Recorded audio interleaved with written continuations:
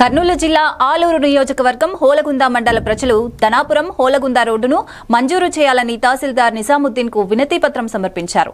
ఎన్నో ఏళ్లుగా అర్జీలు సమర్పించినా రోడ్డు మంజూరు కాలేదని, ఈ నిర్లక్ష్యంతో అత్యవసర సమయాల్లో ఆసుపత్రులకు చేరుకోలేక ప్రాణాలు కోల్పోతున్నారని ఆవేదన వ్యక్తం చేశారు. రాబోయే రోజుల్లో దీక్షలు, ధర్నాలు, అవసరమైతే కోర్టు దాకా వెళ్లి రోడ్డును సాధిస్తామని హెచ్చరించారు. కార్యక్రమంలో స్థానిక నాయకులు, విద్యార్థులు పాల్గొన్నారు. అర్జీలు ఇస్తూనే ఉన్నాము. అర్జీలు ఎక్కడికి పోతున్నాయో అంటే మీరు ఇస్తున్నారో లేదో అనేది మిమ్మల్ని ఫాలో చేసుకునే పరిస్థితి లేదు. కానీ తహసీల్దార్ దగ్గర ఆగిపోలేదు. కానీ తహసీల్దార్ గారికి అయితేనేమి, సబ్ కలెక్టర్కి అయితేనేమి, కలెక్టర్ గారికి అయితేనేమి, ఆర్ఎంపీ అధికారులకు అయితేనేమి, at the same time chief secretary గారికి అయితేనేమి, ఇలా ప్రతి సందర్భంలో ప్రతి దశల్లో కూడా అర్జీలు ఇచ్చుకుంటూ వచ్చినాము.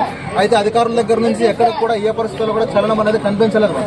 మరి ఇది పాలకుల నిర్లక్ష్యమా, అధికారుల అలసత్వం అనేది అర్థం కావడం లేదు.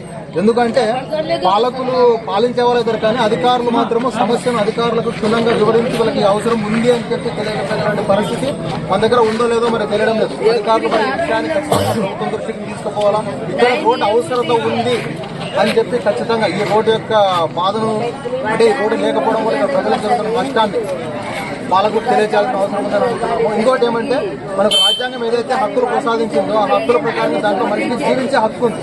ఇక్కడ ఉన్నటువంటి రోడ్డు పరిస్థితి గతంలో ఒక 6 నెలల క్రితం ఒక అమ్మాయి వాలంటీరు ఎమర్జెన్సీ పర్పస్ డెలివరీ కేసులో ఇన్ టైంలో హాస్పిటల్కి చేరుకోలేక మధ్యలో చనిపోయింది. అది పాలకుల నిర్లక్ష్యం కావచ్చు, అధికారుల అలసత్వం కావచ్చు, అంటే ప్రాణాలు వాళ్ళకి పోయినా భాగం పోలేదు కదా అనే పరిస్థితిలో